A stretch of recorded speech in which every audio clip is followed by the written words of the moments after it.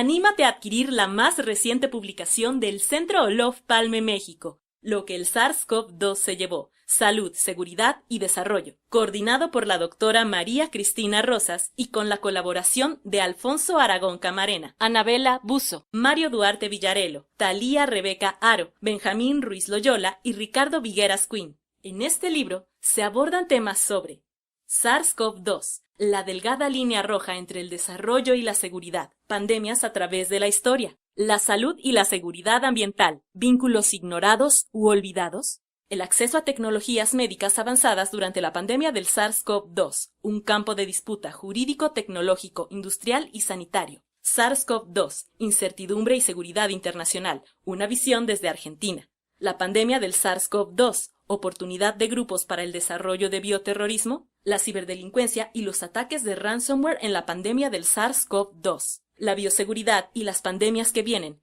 ¿Qué hemos aprendido? Anímate a adquirir este título pronto. Para conseguir este y otros títulos del Centro Olof Palme México, envíanos un mensaje a través de nuestras redes sociales. Contáctanos hoy mismo.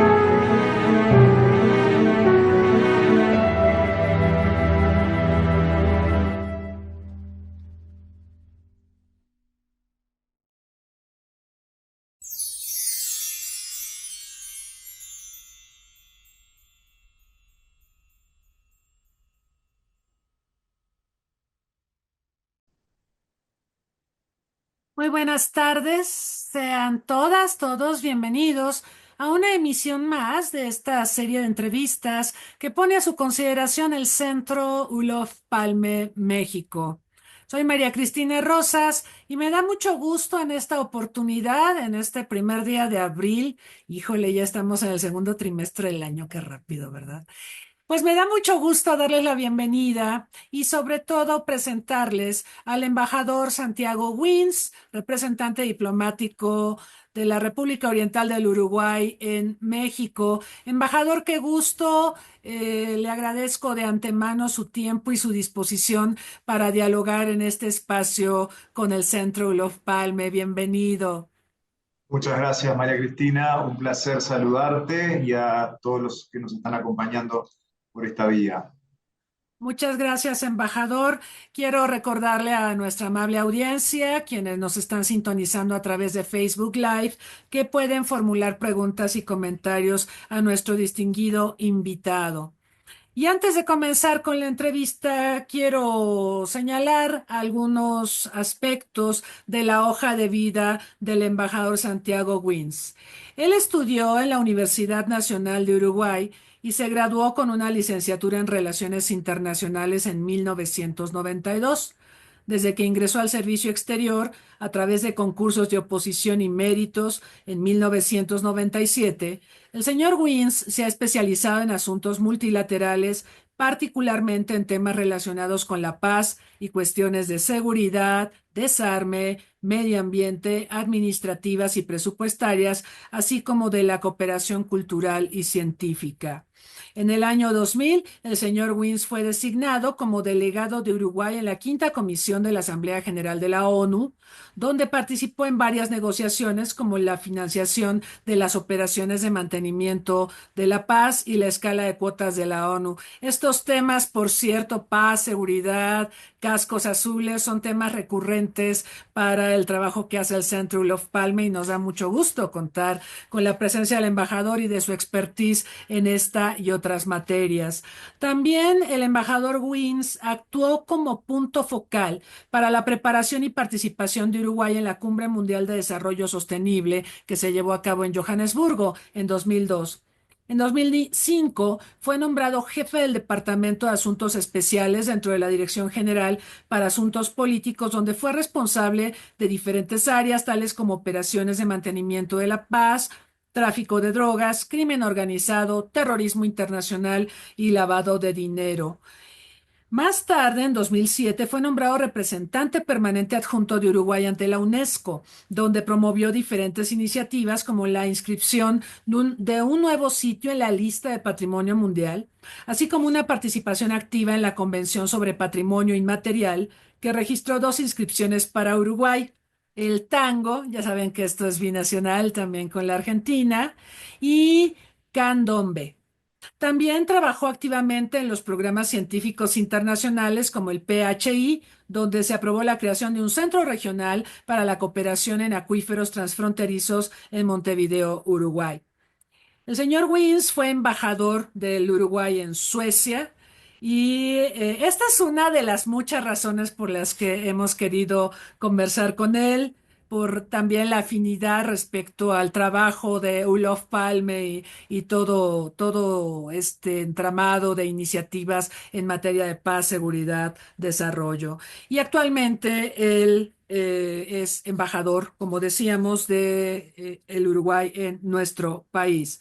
Él nació en Montevideo en 1970, su lengua materna es el español, pero también habla inglés y francés con fluidez y tiene conocimientos intermedios de alemán y portugués. Embajador, pues de nueva cuenta, qué gusto tenerlo aquí. Y quisiera comenzar preguntándole, a partir de su experiencia diplomática, ¿cómo se siente en México? Obviamente México es muy distinto de Suecia. Yo estudié allá, viví allá también y pues realmente hay notables diferencias sociales, culturales, políticas y demás. Pero ¿cómo se siente usted contrastando su actividad diplomática en Suecia? Bueno, primero muchas gracias nuevamente, María Cristina, y muchas gracias por la muy generosa presentación. La verdad que es un placer compartir este espacio con ustedes. Estoy muy feliz en México. Realmente es un país maravilloso. Nos han recibido magníficamente, la gente es muy amable. Tengo que decir, el primer contraste y más notorio con Suecia es el clima. Pasamos de tener casi 6 meses de invierno a vivir en esta ciudad que es una especie de eterna primavera, con sol todo el tiempo, con luz, y eso influye mucho en el estado de ánimo y en esa actitud que tiene aquí la gente, que es muy cálida y muy amable. Así que realmente ha sido un primer año muy intenso de trabajo. En México tenemos una agenda muy amplia, muchísimos temas para tratar, pero ha sido muy agradable y he sido muy bien recibido. Es un maravilloso país que además estoy conociendo un poco, que es enorme, es casi un continente, así que hay mucho para hacer y para conocer. Así es, sí, hay varias diferencias con Suecia, el tamaño del país, la demografía, la comida. Lo que más extrañaba yo como mexicana estando en Suecia era la comida. Y claro, el clima es sumamente diferente. Así es, embajador. Lo hemos visto muy activo en redes sociales, se reportan algunas de las múltiples actividades que desarrolla en ferias de libro, visitando diferentes puntos del país y el desarrollo de actividades culturales y demás. Le quiero preguntar algo que normalmente aflora en estas entrevistas, que tiene que ver con el poder suave del Uruguay. Creo que Uruguay, claro que siempre es relativo decir esto. Uruguay es un país pequeño, bueno, siempre comparado con qué, habría que decir, ¿no? Si lo comparamos con Brasil, es pequeño. Pero a pesar de las dimensiones del país, de la demografía del país, me parece que tiene un enorme poder suave y que este poder suave sí está muy presente en el mundo, en México, por ejemplo. ¿Nos podría hablar un poco más de este poder suave uruguayo, por ejemplo, en literatura, en el fútbol, en las artes, en fin? Por favor, embajador. Sí, cómo no, un placer.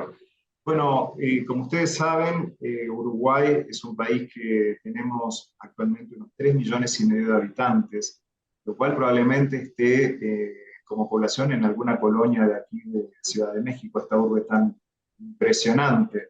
Pero Uruguay es cierto que en el contexto regional, cuando lo miramos, es un país de superficie pequeña y a los uruguayos nos gusta denominar a Uruguay el paisito de forma muy cariñosa, es un término afectivo.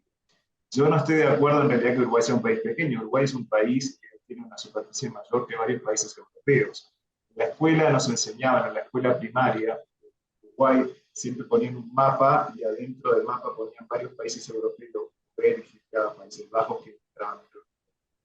Pero bueno, nosotros en el contexto regional estamos al lado de dos subcontinentes, que son Brasil y Argentina, y nos vemos muy pequeños.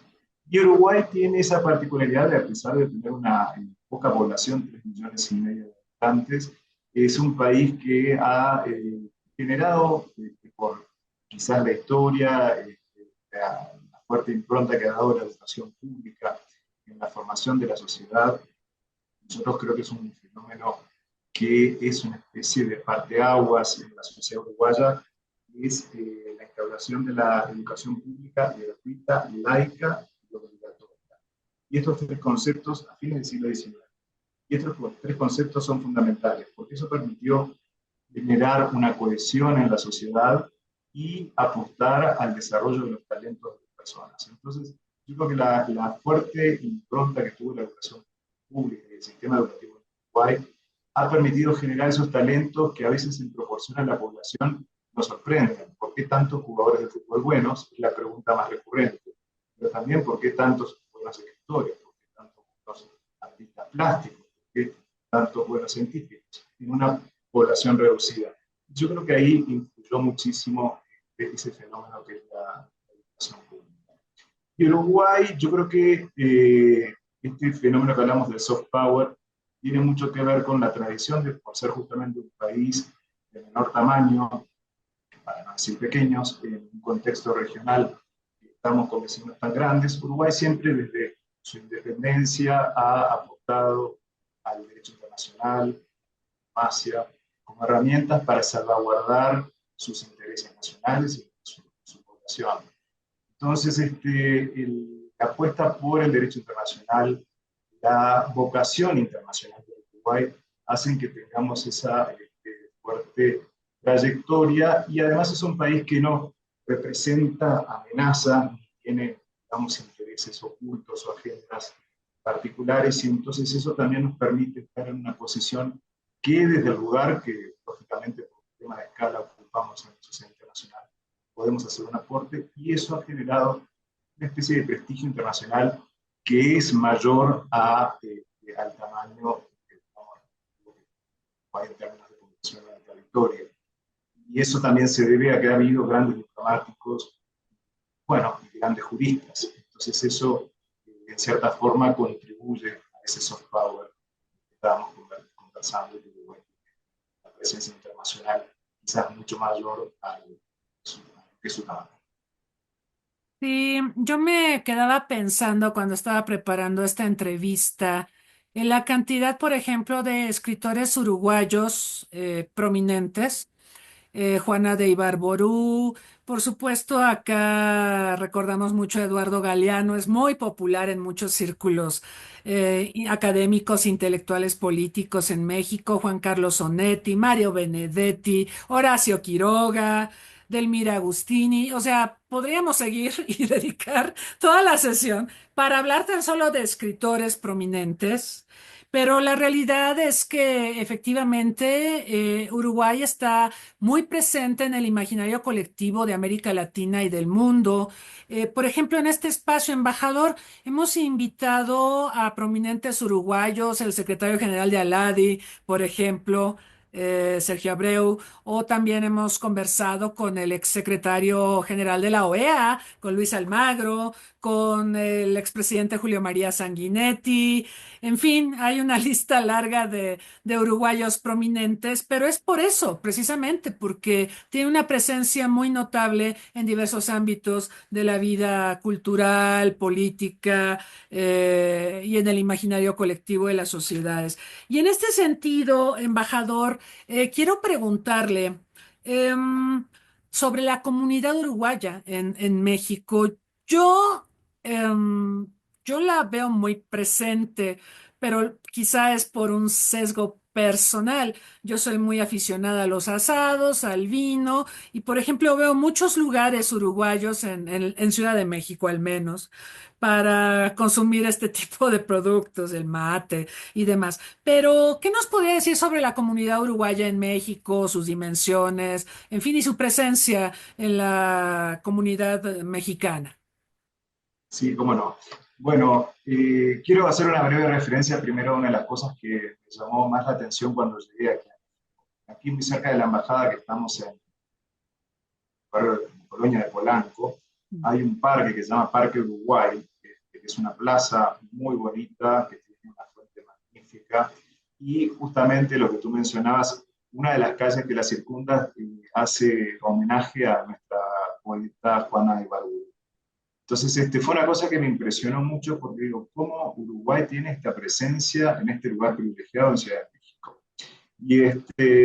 Y en realidad eso creo que refleja la fuerte amistad y fuerte vínculo entre las naciones, que además por circunstancias políticas en su momento, en la época de la dictadura en Uruguay, México fue muy generoso, recibió a muchísimos compatriotas que estaban en dificultades, y bueno, ahora ya son segunda, tercera generación, están plenamente integrados a México. México los recibió brazos abiertos, y ellos en general están todos sumamente agradecidos al pueblo mexicano, y por esa generosidad, por esa sensibilidad en un momento difícil, que encontraron aquí su hogar. Y nosotros estimamos que hay entre 8.000 y 10.000 compatriotas recibiendo en México, lo cual que para una población, como le decía, de 3,5 millones es un número importante. Lógicamente, al principio había un mayor vínculo embajada y con el consulado general. Hoy día, por un tema de gestión de territorio, o sea, tenemos compatriotas en todo el territorio mexicano.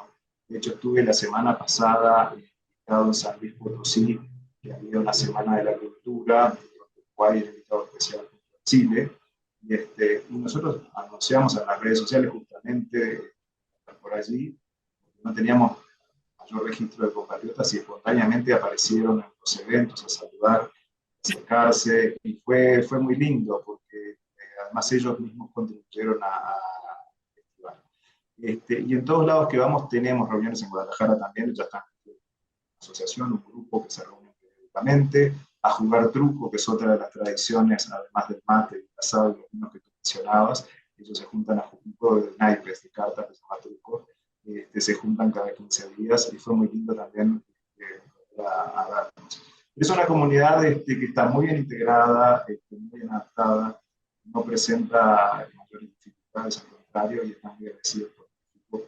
Y hay un vínculo afectivo muy fuerte que creo que contribuye positivamente a las relaciones entre los países. Y se ha dado ahora más un fenómeno reciente de mucha gente joven que está viniendo a trabajar a México, sobre todo el sector de tecnologías de la información, que normalmente no tenían vínculo con la embajada, y hemos empezado a conocerlos, y se han empezado a acercar, y hemos establecido un capítulo aparte. Por supuesto, son los futbolistas uruguayos, que creo que están presentes en todos los cuadros por todo el territorio, y tenemos contacto con ellos.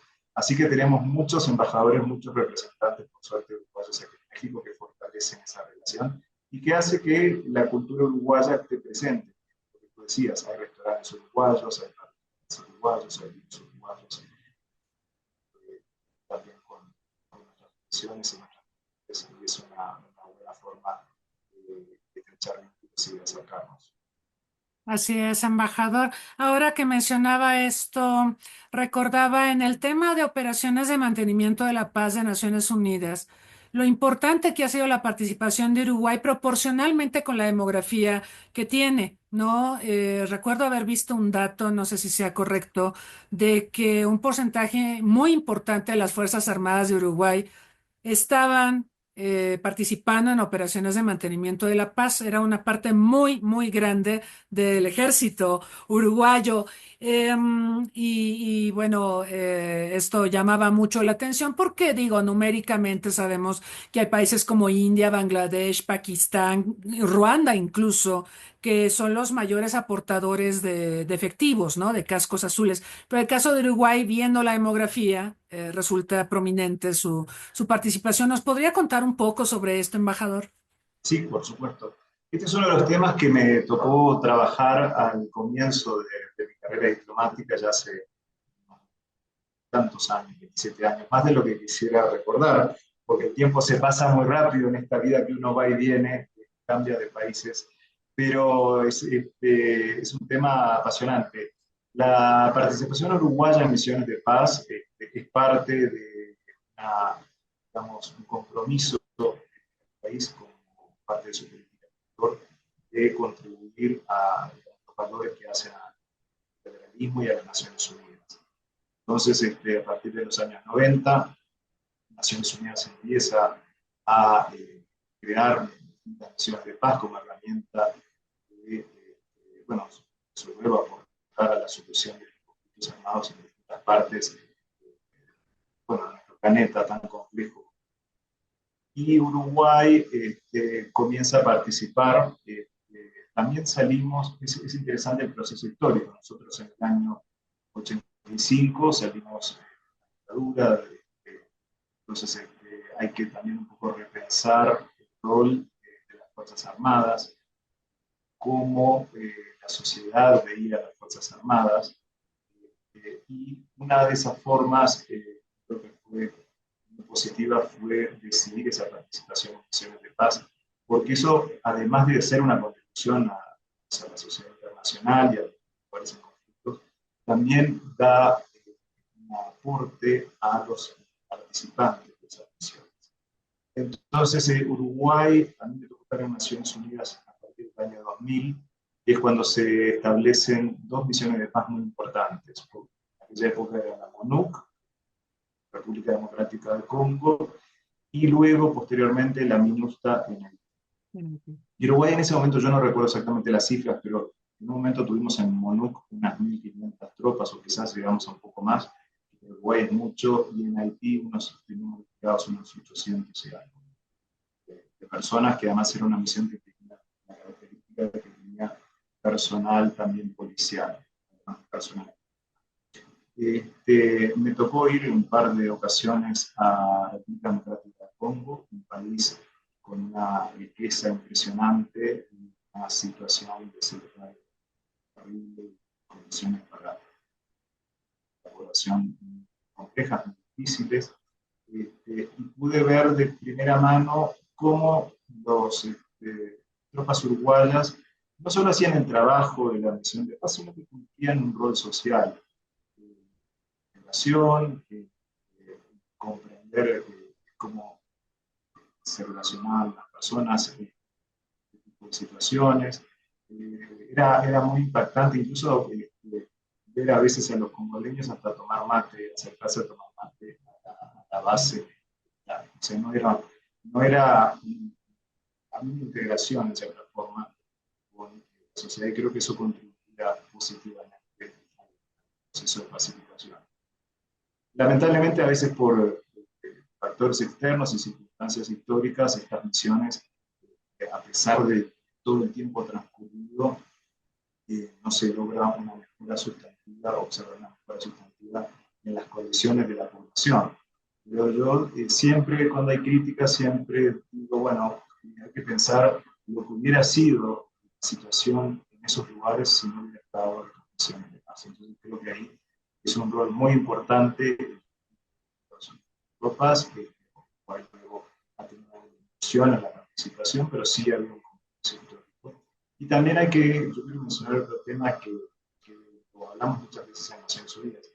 Siempre los países que aportábamos personal para el terreno éramos países en desarrollo, pero nunca se daba la posibilidad de que nuestros nacionales estuvieran en los lugares de decisión o de planificación o diseño de esas naciones.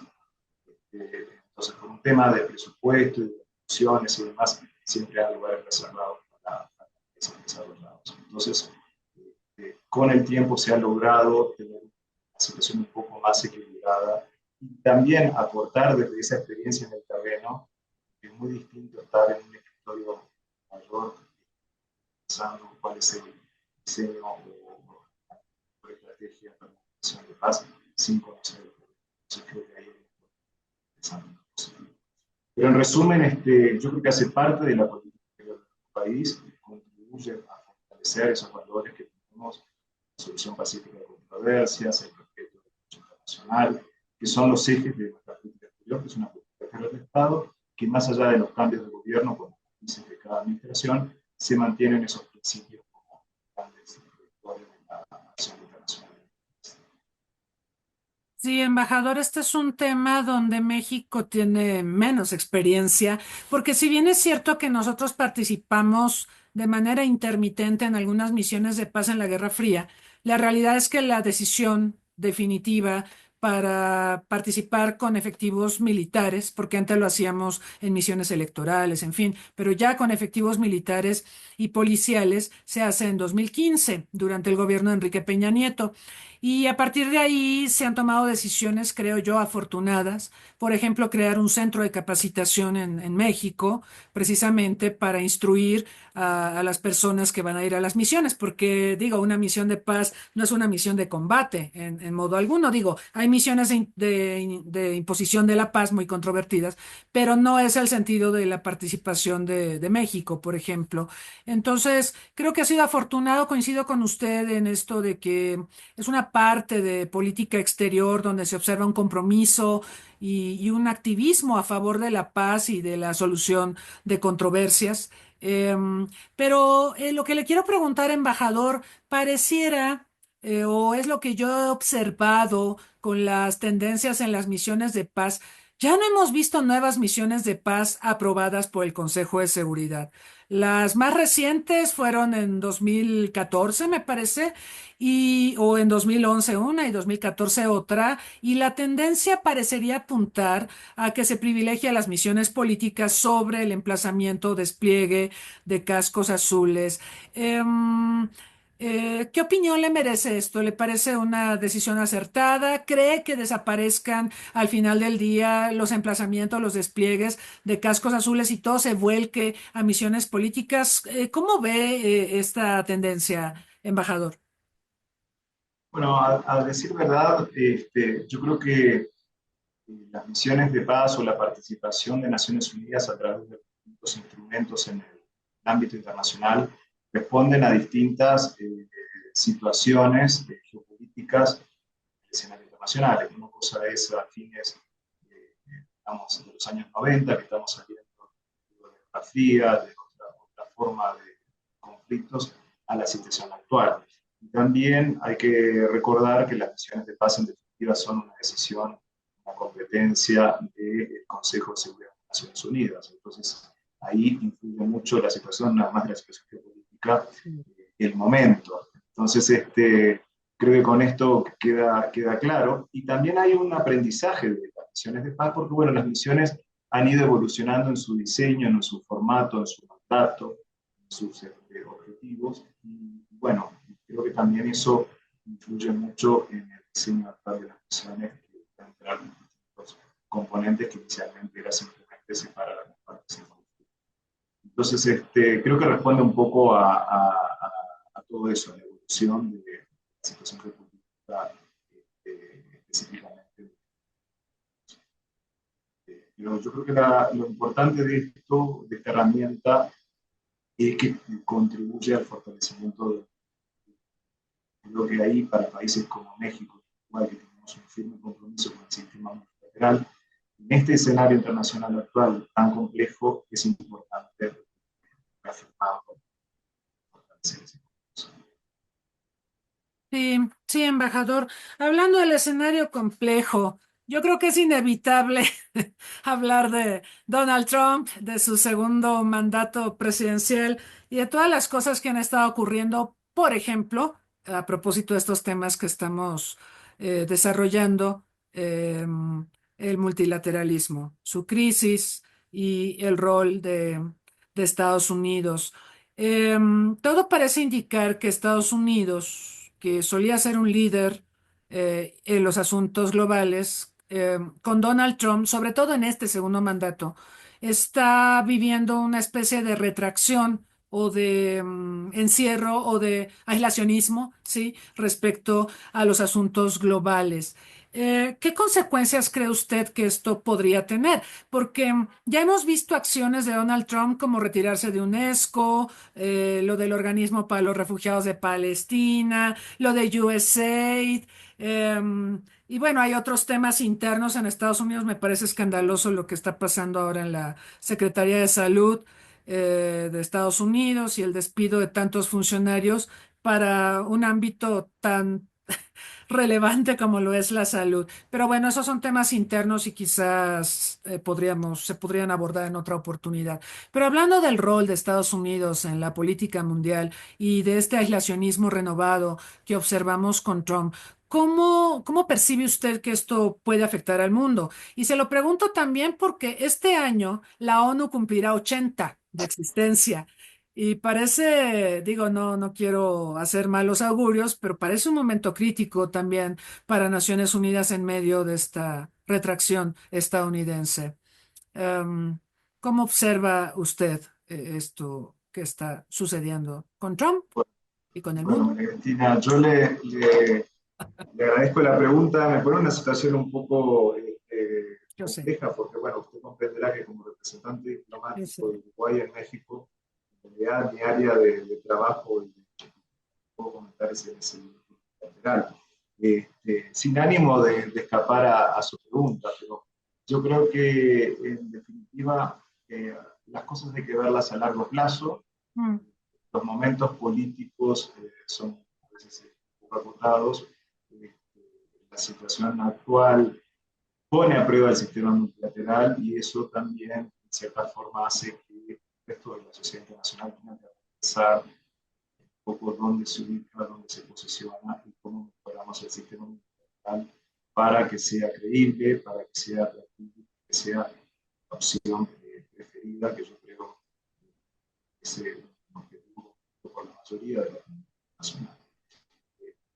Así que yo creo que en este momento que a veces las condiciones son cambiantes, un poco desafiantes, hay que tomar un poco de distancia y ver las cosas a largo plazo. Ver que Naciones Unidas, bueno, cumple 80 años y no es la primera vez que enfrenta crisis. Yo creo que toda crisis es una oportunidad y ujú. bueno, y acá está la oportunidad de fortalecer el sistema federal, repensándolo. Y a veces también pensando o diciendo, bueno, ¿por qué llegamos a este punto? Porque a veces no hay que solamente concentrarse en, bueno, está sucediendo esto, sino por qué está sucediendo, por qué estamos enfrentando esta situación. Hay que tomar a veces un poco de distancia para diseñar el futuro. Sí. Estaba revisando el otro día unas encuestas que hace el Pew Research Center en Estados Unidos sobre diversos temas que tienen que ver con política exterior y me llamó profundamente la atención una encuesta que se hizo, me parece, el año pasado, donde se le preguntaba a diferentes grupos de edades, era un target group, obviamente, qué pensaban de la participación de Estados Unidos en Naciones Unidas y había respuestas muy favorables perdón, Estados Unidos participe. Y había mucho entusiasmo y se decía que era bueno para Estados Unidos ser miembro de la ONU y participar en sus diversos organismos. Pero sí se observaba escepticismo, por ejemplo, en las personas de 60 o más años. Eso me pareció sumamente interesante, porque dicen que las personas adultas mayores, como las llamamos en México, suelen volverse conservadoras y también tienen otras percepciones sobre la vida. Y creo que esto también lo refleja esta encuesta, pero la realidad es que hay una opinión favorable, según esta información que recogió el Pew Research Center sobre la participación de Estados Unidos en la ONU. Y yo soy multilateralista, creo y la mayoría de los diplomáticos con los que he conversado, y me imagino que usted también, somos multilateralistas y confiamos en que las instituciones multilaterales sobrevivan en buenas condiciones y nos ayuden a la gestión de los asuntos globales. Entonces, yo también creo que tenemos que mirar más allá de la coyuntura. Quizá la coyuntura no es la mejor, la más favorable, pero pues hagamos votos para que tengamos un buen festejo de la ONU y también haya oportunidad de repensar en aquellas cosas que se pueden mejorar y modificar para bien de la comunidad internacional. Absolutamente. Absolutamente, ¿verdad, embajador? Mire, en este tema de relaciones exteriores y de política multilateral, yo he observado mucho el comportamiento de la política exterior de Uruguay. Me llama profundamente la atención, porque ustedes son multilateralistas y siempre están favoreciendo vínculos múltiples, o sea, son Mercosur. Mercosur posiblemente no pasa por su mejor momento, hablando de instituciones. Pero, por ejemplo, ustedes tienen un tratado comercial con México. Entiendo que están negociando uno con China y bueno, tienen una diversificación muy interesante en sus relaciones comerciales con el mundo. ¿Nos puede contar cuál es la visión de la política exterior del Uruguay, por ejemplo, en estos temas de vinculación con múltiples países, regiones y proyectos que existen? Sí, claro. Pero Uruguay tiene, como comentábamos al comienzo, una vocación internacional. Su vocación es de relacionarse con la comunidad internacional y ha tenido una histórica presencia a lo largo de toda la creación del sistema internacional, con una participación activa, con importantes juristas en el desarrollo del derecho internacional también. Es decir, nuestro país tiene ese compromiso, esa vocación de siempre estar mirando hacia afuera. Quizás también un poco por la conformación de nuestra propia nación. Uruguay es un país de migración, entonces que recibió mucha migración española, italiana, países posteriormente, y eso hace que también estemos siempre un poco mirando lo que sucede en el resto del país. Hay una gran curiosidad en todo uruguayo de lo que sucede en su entorno, pero también lo que sucede lejos. Y eso es una característica que es muy interesante que hace a la sociedad uruguaya. Y en esa vocación de buen relacionamiento, por supuesto, la política exterior hace ese trabajo de relacionarse con sus vecinos próximos. Entonces, tenemos el Mercosur, que el Mercosur, si bien pasa siempre por algunos desafíos, es en la plataforma de inserción internacional natural. Los socios naturales son nuestros vecinos y bueno, hay un tema a veces de diferencia de tamaño que hay que moderar, acomodar. Bueno, y en eso se trabaja desde hace mucho tiempo. Yo quiero recalcar que el acuerdo de libre comercio Uruguay-México es el primer y único acuerdo que tiene Uruguay de libre comercio con un país fuera del Mercosur. Y eso es muy importante. Primero porque refleja la importancia política que tiene México, la cercanía que tiene México con Uruguay. Y segundo porque para nosotros, para Uruguay, es una herramienta muy valiosa, muy importante, que además tiene un gran potencial. México actualmente se ubica como nuestro sexto o séptimo socio comercial. Es decir, es muy importante para nosotros. Si bien nuestros primeros socios comerciales tradicionalmente ha sido Brasil, y creo que sigue siendo Brasil, ahora China tiene una presencia muy grande como segundo socio comercial de las cifras. Pero bueno, no es menor que en esa lista, digamos, de primeros países en México está entre esos socios comerciales. Y si bien el Tratado de Libre Comercio se ha concentrado mucho en el intercambio de bienes, hay oportunidades y estamos trabajando para actualizarlo, para actualizarlo, incluir otros temas, como son los servicios, que hace mucho la Comisión Nacional.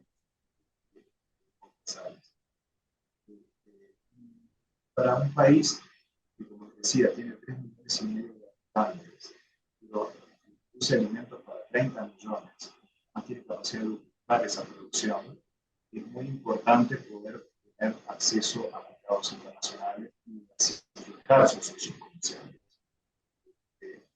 Tener una dependencia muy grande de un solo socio para un país de menor tamaño siempre es un desafío. Entonces, en eso quería un poco enmarcar o conceptualizar la importancia del Tratado de Comercio Uruguay, que es parte, además de una relación que es mucho más amplia, mucho más ambiciosa. Tenemos un acuerdo de asociación estratégica, el cual se enmarca el Tratado de Comercio, es decir, hay una agenda de trabajo en temas políticos temas de cooperación. Tenemos un fondo de cooperación bilateral Uruguay-México muy importante, de 15 años, el año pasado, justamente, que ha financiado proyectos.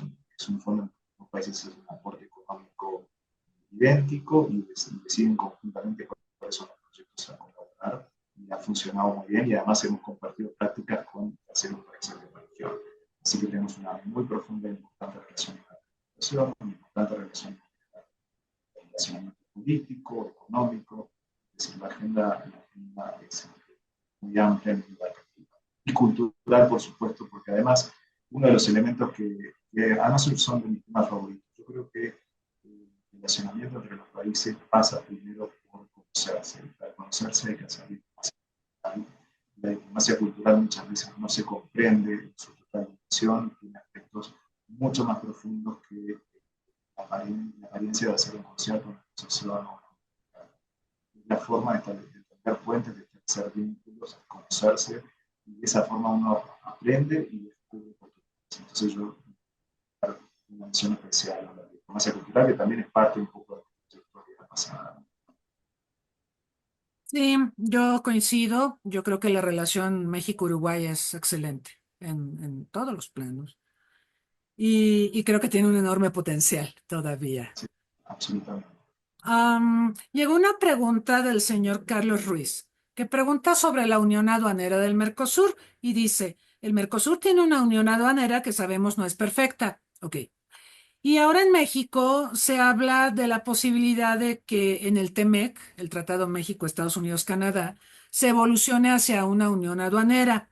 Aparentemente esta decisión estaría influida por la necesidad de excluir a China. Bueno, y la pregunta que le hacen al señor embajador es si es recomendable avanzar hacia una unión aduanera desde una zona de libre comercio, porque, bueno, obviamente el TEMEC es una zona de libre comercio y de inversiones, por supuesto. Pero si sería recomendable avanzar a una unión aduanera. Dejemos afuera el tema de China, porque yo creo que la unión aduanera implica profundizar la integración. Ustedes tienen esa experiencia en Mercosur. ¿Nos podría comentar un poco al respecto, embajador? Sí, claro, cómo no. Mire, yo le voy a ser muy sincero, le puedo comentar un poco de la experiencia de Mercosur. Yo no puedo, no estoy en una posición de decirles es recomendable o no es recomendable hacer esto o aquello, porque sería un atrevimiento de mi parte, sinceramente. Nosotros con Mercosur no estamos en una situación de unidad aduanera. En un momento se llamó una aduanera imperfecta, otros de zona de comercio. Es decir, ha habido un avance sustantivo en lo que se refiere a intercambio de bienes, pero siguen habiendo una serie de excepciones, de sectores acentuados. Entonces, es un proceso mucho más complejo.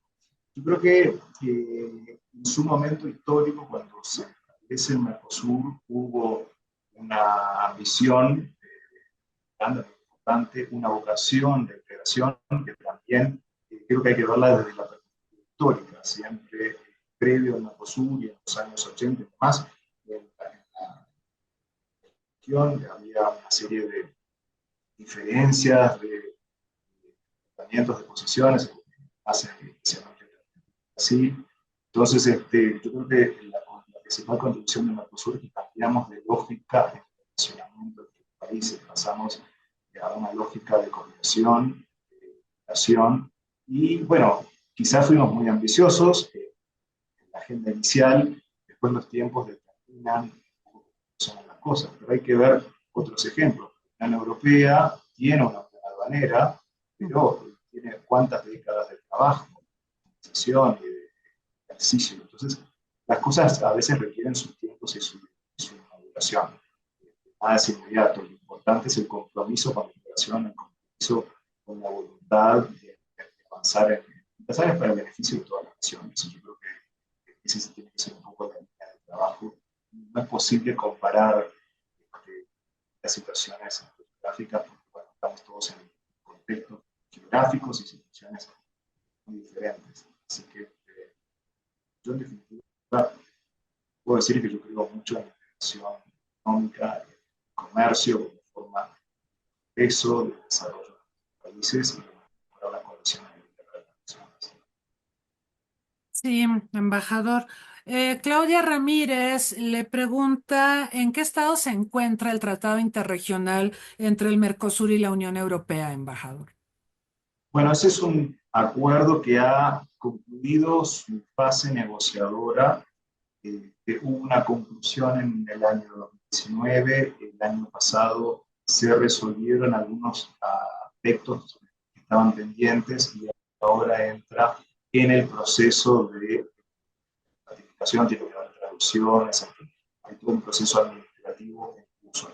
Pero la realidad es que somos dos regiones que podrían aprovechar muchísimo de esa integración que va más allá de la integración económica y el intercambio comercial. Se comparten una serie de visiones del mundo, una visión política, compromiso con la democracia, compromiso con los derechos humanos, que también hace a la integración. Entonces, yo debo decir que ha llevado demasiado tiempo el proceso de negociación, porque siempre hay sensibilidades en los sectores, el proteccionismo, pero creo que hay que a veces ver lo principal, lo más grande, es esa conciencia de visiones y el aporte que podrían hacer esas regiones trabajando a lo que es el sistema nacional. Sí, ahorita me quedé pensando en que estamos más o menos igual en México, porque como sabrá, embajador, negociamos un tratado global con el acuerdo global con la Europa comunitaria y también tenemos que hacer todavía varias cosas, tienen que ratificar diversas instituciones de la Europa comunitaria y demás, entonces no es sencillo. Y creo que el momento político Europa está mirando más a su zona más cercana, ¿verdad? Y lo que está pasando en Ucrania y Rusia y todo esto. Entonces, estamos más o menos en una situación también de espera, ¿no? A que se aclare un Sí, poco. yo creo que ahí Europa podría tener un rol, asumir un rol de liderazgo y jugar de esa forma al escenario internacional de forma más positiva, si tuviera también esa. Lo que pasa es que, bueno, también a la interna es muy difícil dar las visiones de tantos países. Sí, no, no es sencillo, no es sencillo. Y están pasando muchas cosas muy interesantes en Europa, lo de Francia ahora con Marine Le Pen y otras cosas. Es interesante, es interesante. Le pregunta Ignacio Álvarez del Centro de Estudios Latinoamericanos que qué se requiere para una concertación más armónica en América Latina y el Caribe, porque él señala que estamos polarizados en algunos casos, ¿no? Como países o como gobiernos. ¿Cuál sería su opinión, embajador? Sí, es una pregunta bien interesante porque han habido históricamente múltiples esfuerzos, instancias y mecanismos de integración regional y no se ha logrado avanzar como todos quisiéramos. Lo más importante yo creo que es la voluntad, la voluntad política y la visión de querer esa integración. Pasa por trabajar un poco por allí, pero para eso, nuevamente, es una región muy amplia, muy grande, muy diversa, muy extensa, con distintos intereses. Entonces hay que buscar el denominador común, cuáles son las áreas en las cuales podemos trabajar, cuáles podemos entrar como bases para la integración regional. A veces queremos hacer construir las cosas de arriba hacia abajo, y en realidad creo que ahora la estrategia es justamente inverso, sobre todo en el caso de Uruguay, la malformación tiene un compromiso con la CELAC, y esa puede ser una buena base para la integración regional. Y han habido, por supuesto, otras instancias. Yo quiero mencionar la NADI, que a veces es muy poco conocida, pero se ha, de cierta forma, contribuido positivamente en la integración económica regional. Por supuesto, siempre hay margen de mucho por hacer, pero sin duda es una base de que el potencial para la integración está, si la voluntad política. Sí, qué bueno que mencionó a la Ladi, embajador. Aquí tuvimos a Sergio Abreu y efectivamente se conoce poco, pero este sistema de preferencias Aladi creo que es muy útil y ayuda a que comerciemos y tratemos de elevar nuestros flujos intrarregionales. Por supuesto, es un mecanismo modesto, si se quiere, cuando lo comparamos, no sé, con las grandes metas de la OMC o qué sé yo, de los tratados de libre comercio más ambiciosos, pero me parece que funciona y funciona bien y creo que es algo que deberíamos mirar un poco más. Le preguntan, embajador, ¿cómo se encuentra Uruguay con el cumplimiento de los ODS, los Objetivos de Desarrollo Sostenible? Ya falta muy poquito para 2030. Sí, es verdad. Bueno, Uruguay tiene un compromiso con la agenda multilateral y con los objetivos de desarrollo sostenible. Se ha venido trabajando a nivel nacional, se han presentado los informes periódicos, los avances. Por supuesto, como todos los países, tenemos desafíos en distintas áreas. Hay objetivos en los cuales vamos a lograr de forma positiva, hay otros en los cuales seguramente tenemos más rezagados. Yo quiero destacar aquí un aspecto interesante que se conoce poco. Uruguay ha hecho un cambio radical en lo que es su matriz energética. Nosotros pasamos de ser un país importador de insumos para energía a ser un país de exportación de energía y además de energías renovables. La matriz energética, que se compone de energía de renovables, energía hidráulica, solar, voltaica, tiene 92% de capacidades de fuentes renovables. Hemos pasado a través de la interconexión eléctrica en momentos a exportar electricidad a nuestros vecinos también. Entonces, Uruguay en eso ha logrado una contribución positiva en su reducción de carbono, cambio de matriz energética y bueno, creo que es el ejemplo o uno de los ejemplos más positivos, una de las noticias más positivas en caso breve de un aporte al alcance de los objetivos sostenibles, es decir, el respeto al medio ambiente, la sostenibilidad, el desarrollo sustentable. Eso Uruguay ha podido hacer una experiencia muy interesante. Creo que junto con Dinamarca somos los países que nos hemos posicionado en el ranking en materia de renovables a nivel mundial. Y eso es interesante porque también las empresas quieren cumplir con sus objetivos de desarrollo, entonces las fuentes de energía renovable contribuyen también a una producción más sustentable. Entonces ahí Uruguay, o sea que siempre es interesante de compartir. Y ahora estamos además en una segunda fase, tercera fase, ya no sé ahora, que es en lo que es la producción de hidrógeno verde, que son como la etapa en materia de renovables y Uruguay avanzando en ese sentido. Excelente. Muy bien.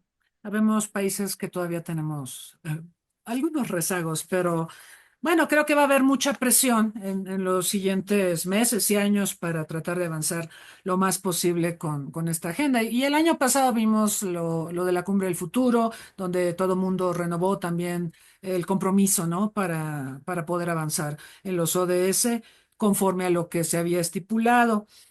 Le pregunta Ángel Díaz, dice, yo soy médico, trabajo en el Seguro Social. Durante la pandemia en México lo pasamos muy mal. Según la información que yo tengo, Uruguay tuvo una correcta gestión de la pandemia. Le quiero preguntar al señor embajador, ¿cómo nos podemos preparar de mejor forma para la siguiente pandemia? Ah, qué bonita pregunta. Embajador. Muchas gracias. Sí, es una muy buena pregunta.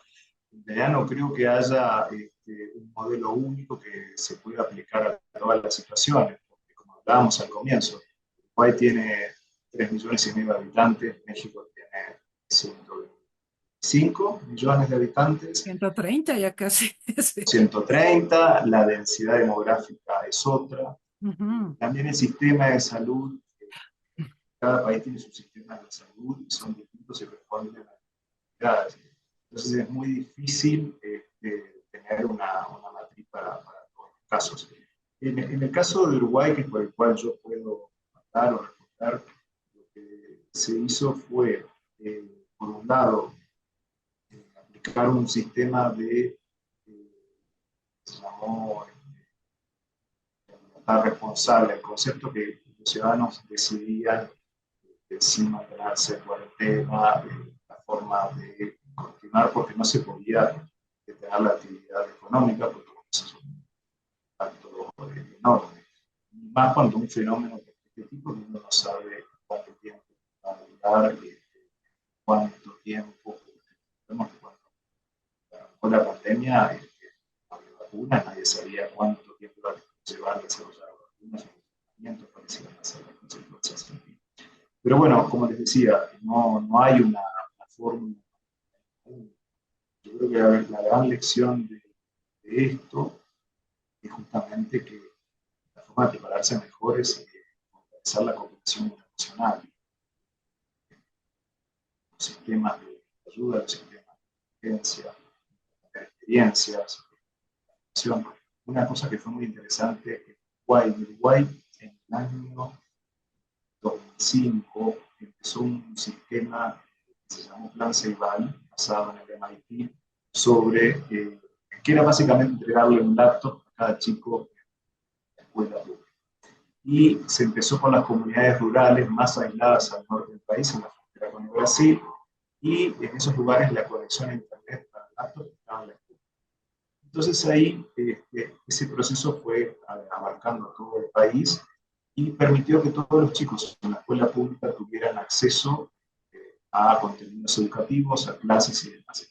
Entonces, eso ha tenido muchas repercusiones a nivel de comunicación. Hoy día somos un país que tenemos muchos programadores y desarrolladores informáticos que vienen un poco de esa generación, porque bueno, uno le da un dato a un niño y el niño a los minutos sabe más que el profesor de las informáticas. Pero bueno, en cierta forma eso contribuyó a que Uruguay estuviera en ese sentido preparado para que la comunidad en el sistema escolar, en las clases, se pudo conectar con esa distancia y fue de cierta forma. Entonces, en resumen, cada lugar tiene sus características, sus circunstancias, pero yo creo que la lección aprendida de esta pandemia es el fortalecimiento de la cooperación internacional, de los sistemas de salud, el cambio de prácticas, y que evitar esa competencia que es natural de que los países en un momento de situación salen todos a tratar de conseguir la vacuna. Nosotros tuvimos una experiencia, no podíamos acceder a aportar las vacunas, por ejemplo, en ese momento Chile, esa aérea, nosotros hemos más asegurado compartir vacunas con Paraguay. Es decir, hay que fortalecer de repente esos intercambios, esas acciones de cooperación. Sí, yo creo que también debemos compartir las mejores prácticas, ¿no? Porque sí hubo una diversidad de respuestas, algunas no fueron tan afortunadas, otras fueron muy exitosas, pero también es cierto esto que dice usted, la demografía, las circunstancias de los países. Si tenemos grandes concentraciones de población en un espacio reducido, es difícil la gestión de la salud. En Nueva Zelanda, que es un país también remoto, de difícil acceso, hay que decirlo, declarar la cuarentena fue muy fácil, ¿no? Y aparte, cerrar las fronteras, más fácil todavía, ¿no? Y aparte hay una distancia física importante entre personas, ¿no? Entonces, pues ahí se pudo aplicar con mucho éxito, pero las circunstancias de Nueva Zelanda no son las de países como México u otros más densamente poblados, ¿no? Entonces, creo que Por supuesto. hay Y que... también hay un tema económico. Hay países que por pueden supuesto. permitirse dar un subsidio, un apoyo económico a la población, a los comercios y demás, y hay otros que no. Entonces, es difícil, no hay un modelo único No. para todas esas variables. Pero sí, creo que es positivo fortalecer los mecanismos de cooperación, las lecciones aprendidas en cada lugar, lo que pasa. Una pregunta muy interesante. Sí, yo creo que es un tema toral porque ya corroboramos que sin salud no podemos funcionar. Es lo más fundamental para cualquier sociedad, para cualquier país. Embajador, bueno, se nos termina el tiempo, pero hay dos cosas que le quiero pedir. Primero, sé que usted fue embajador en Suecia y usted conoce el legado de Olof Palme. como presidenta del Centro Olof Palme, me gustaría conocer su visión sobre este legado que deja el gran trabajo de quien fuera primer ministro de Suecia y quien también fuera gestor, mediador en procesos de paz y demás. Le quería pedir eso y luego tendremos la despedida. Pero adelante, embajador, por favor. Muchas gracias. No, y realmente gracias por esta oportunidad de conversar contigo y con el público, porque lo he disfrutado. Hemos intercambiado por distintos temas y ha sido muy interesante hacer ese paso de ideas. Yo quiero decir que mi experiencia en Suecia tiene un lugar muy especial en mi corazón. Fue mi primera embajada, de carrera, decías, hice por concurso, fui ascendiendo por concurso, hasta que llegó el momento de salir como definición como embajador, que yo creo que es el mayor honor que puede tener un diplomático de representar a su país.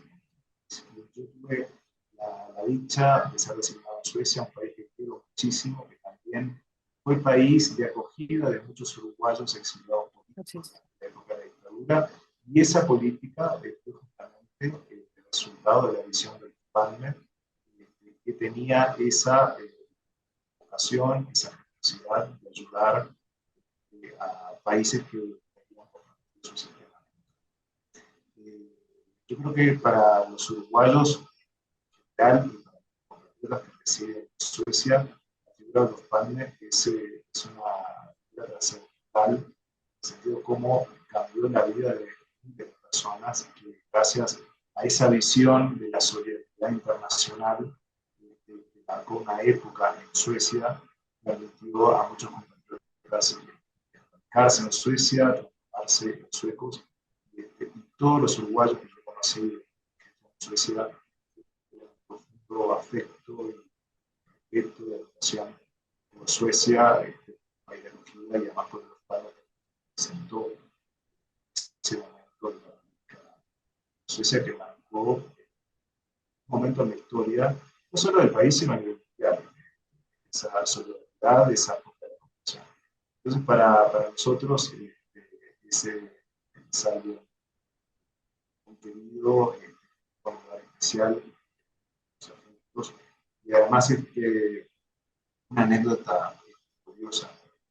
Antes de ir a Estocolmo a su cargo, visita Montevideo Piaccioli, que trabajó cercanamente. Entonces, Piaccioli, tuvimos un incidente que desafortunado que tuvo en Montevideo, que le terminaron ocultando su pasaporte. Yo tuve que, tenía mi teléfono, me llamó y fuimos a apoyar, a ayudar. Y establecimos un vínculo muy lindo. Entonces, cuando llegué a Suecia, él inmediatamente me presentó a mucha gente, ayudó a tener esos puentes tan importantes y además una buena colaboración con el Centro de Palme. Hicimos una conferencia en torno a la democracia y así que un poco para compartir esa visión, ese vínculo de dos países muy lejanos geográficamente, pero muy cercanos a una visión de valores y principios. Sí, así es. Pues qué interesante anécdota y qué bonita experiencia, embajador. Pues para despedirnos le pediría un mensaje final. Yo he visto que la mayoría de las preguntas las han hecho profesionistas, pero esta emisión la están siguiendo muchos estudiantes. Entonces, me gustaría pedirle algún mensaje para los más jóvenes. Sí, bueno, para todos, claro, pero también los más jóvenes respecto a la problemática internacional, no sé, las relaciones México-Uruguay. Embajador, con esto nos despediríamos. Bien, bueno, no, yo agradecerles a todo el público y me alegra saber mucho que hay estudiantes. Es una etapa muy linda de la vida que uno siempre recuerda con especial cariño.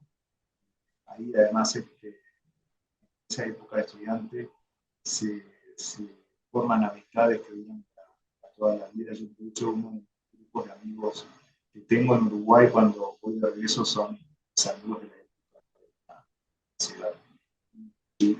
compartimos es que, bueno, cada uno persiguió sus sueños, sus aspiraciones, sus ideas, y yo creo que el mensaje es ese, ¿no? Que a pesar de las adversidades, los desafíos que presenta el mundo, que siempre los ha tenido, ¿no? En todas las épocas ha habido desafíos, a veces nos parece que todo es más complejo vida, y en eso les recomiendo un libro justamente de un autor sueco, Factful, es de Hans Roth, capaz que lo han leído, si no, se lo recomiendo mucho, porque da una visión positiva del mundo actual, desde el 2015, pero bueno, yo creo que sigue siendo vigente. No todo es tan complicado, tan complejo, tan malo como se el mensaje que les daría es que uno, a pesar de todas las circunstancias, tiene que perseguir sus ideales, sus sueños, su vocación, y bueno, ponerse en el lugar que uno siente que la sociedad. Así que ese sería el mensaje que aliento a los estudiantes. Muchísimas gracias, embajador. Un mensaje optimista para despedir esta emisión.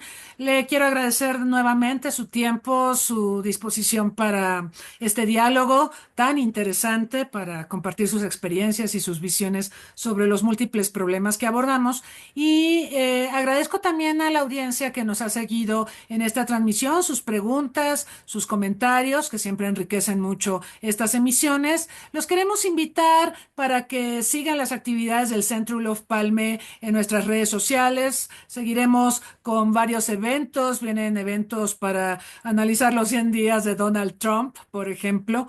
Alguien dijo el otro día por error los 100 años de Donald Trump. No creo que sobrevivamos 100 años, pero los 100 días los vamos a estar revisando y también vamos a estar revisando otros temas de interés, el proteccionismo, en fin, hay varios tópicos que están en el tintero. Síganos en redes sociales, también contáctenos para que nos digan qué temas les gustaría que abordáramos y a quiénes les gustaría que invitáramos a estas entrevistas. Por lo demás, les deseo una linda tarde, pásenla bien y cuídense mucho. Hasta pronto. Muchas gracias.